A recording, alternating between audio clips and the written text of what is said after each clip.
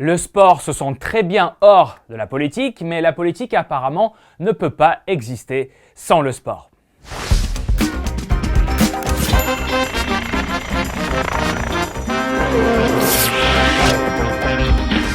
Salut, je suis Oleg Schomer et c'est le blog À part.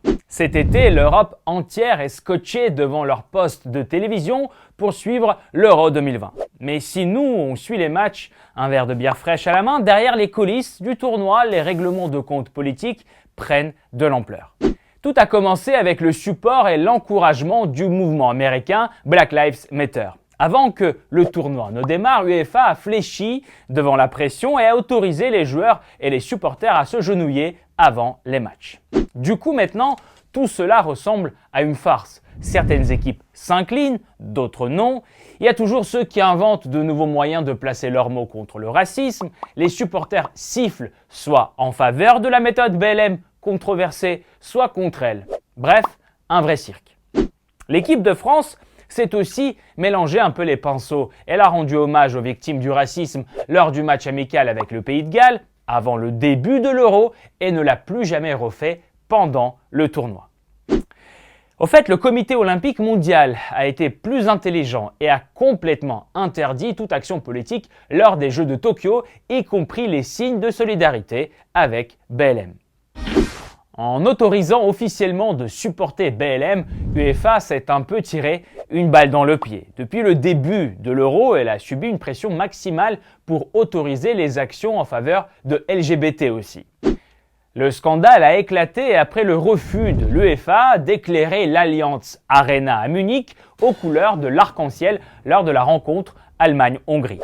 Une décision qui a fait la fureur des clubs comme Barcelone ou Juventus qui ont tout de suite commencé à poster leur logo aux couleurs LGBT.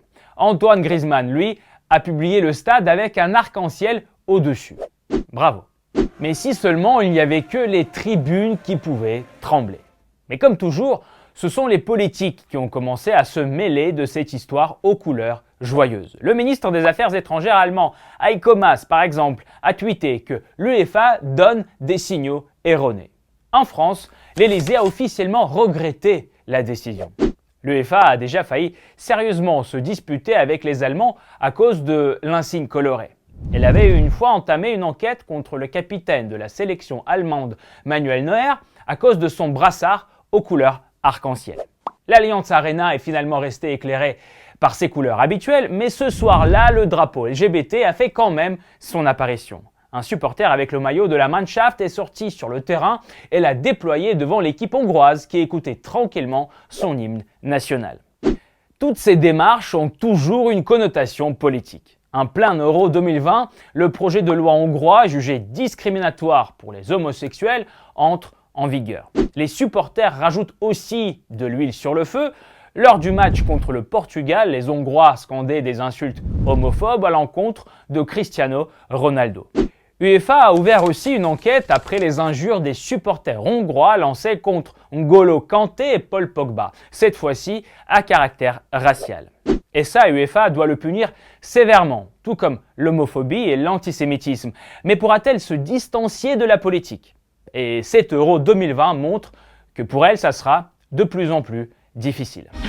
Laissez vos commentaires, likez cet épisode si vous l'avez aimé, souscrivez à Blog à part. Ciao, bye.